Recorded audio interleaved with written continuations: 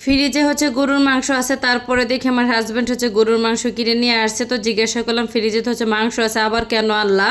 তো বলতেছে মাংসটা দেখে অনেকটা আর কি ভালো লাগলো, অনেকটা সলিড চর্বিটা আর কি মুক্ত।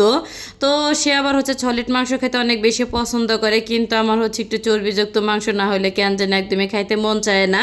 আর যাই হোক, আর এই তো মাংসটা কিন্তু নিয়ে আসছে, আর মাংসটা অনেক অনেক বেশি ভালো ছিল, অনেকটা ফ্রেশ। আর হাতে গোনা মনে হয় 3 থেকে 4 পিসের মতন আর কি চর্বি ছিল, আর বড় একটা হাড় ছিল ভিতরে, কিন্তু একদমই তো ক্যালসিয়ামে ভরপুর।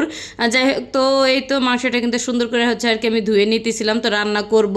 আর ইদানিং কষিয়ে কেন যেন গরুর মাংস আমার রান্নাই করতে মন চায় না। আমার কাছে মনে হয় যে যেভাবে আমি রান্না করি না কেন ওইভাবে খেতে অনেকটা বেশি ভালো লাগে, কারণ গরুর মাংস অনেক অনেক পছন্দের তালিকা আর কি আছে আমার।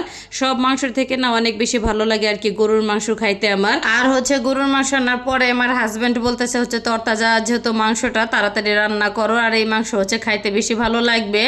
আর যে কোনো মাছ মাংসই কিন্তু একটু তরতাজা খাইতে কিন্তু একটু বেশি মজা পাওয়া যায়।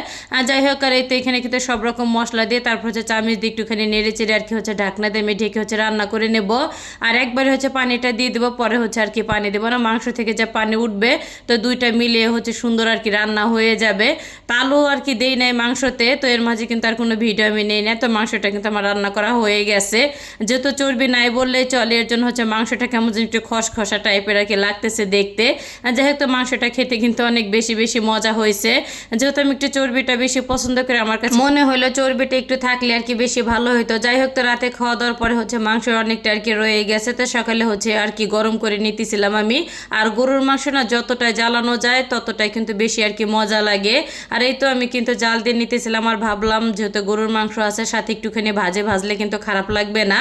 তো এই তো এখানে কিন্তু করলা আর কি ভাজি করতেছি। আর আর একটা দুঃখের বিষয় উস্তা আমার হাজবেন্ডও চেনে না, আবার আমার ছেলেও চেনে না। উস্তা আনতে বললে দেখা যেতেছে হাইব্রিড যে উস্তাটা ওইটা আর কি নিয়ে আসে।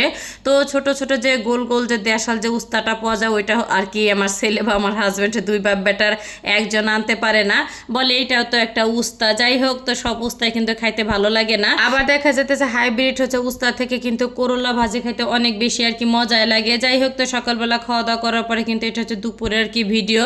তো হঠাৎ করে খিচুড়ি খাইতে মন চাইছে, তারপরে তো আমার ছেলেকে দিয়ে খিচুড়ি নিয়ে আসলাম, ডিম খিচুড়ি। আর এই খিচুড়িটা না খেতে মন্দ লাগে না, ভালোই লাগে। আর মাঝে মধ্যে যখন আর কি খিচুড়ি খাইতে মন চায় এভাবে আর কি কিনে বেশি আর কি খাওয়া হয়। আর খিচুড়ি আমি রান্না করলে একবারের উপরে আর কি খাইতে পারি না, যেহেতু আমার প্রচুর পরিমাণে গ্যাসের সমস্যা। তো বারবার খিচুড়ি খেলে দেখা যেতেছে 12টা আর কি আমার বেজে যায়। আর যাই হোক, আগে তো খিচুড়ি খাইতেই পারতাম না, ইদানিং টুকিটাকি আর কি ভালোই খাই। আর যাই হোক, এতে খিচুড়িটা কিন্তু সুন্দর করে আর কি বেড়ে নিতেছিলাম, যেহেতু বাসায় আর কি আমার হাজব্যান্ড বাদে আমরা 4 জন আর কি আছি। তো 4 প্যাকেট আর কি আনছি, বাবু তো এরকম খাইতেই পারে না, টুকিটাকি যতটুকু নষ্ট করে আর কি খাইছে ওইটুকু আর কি শুক্রিয়া। আর খিচুড়ির সাথে একটুখানি পেঁয়াজ কাঁচামরিচ না হলে তো একদমই চলে না। তো অনেক মজা করে আর কি দুপুরে খিচুড়িটা খেয়ে নিলাম, অনেকটা গরম গরমই ছিল। আর খিচুড়ি খাইতে কে কে পছন্দ করেন অবশ্যই কিন্তু কমেন্ট করে জানাবেন। তো ভিডিওটা আমি এখানে শেষ করলাম, সবাই ভালো থাকবেন, আসসালামু আলাইকুম।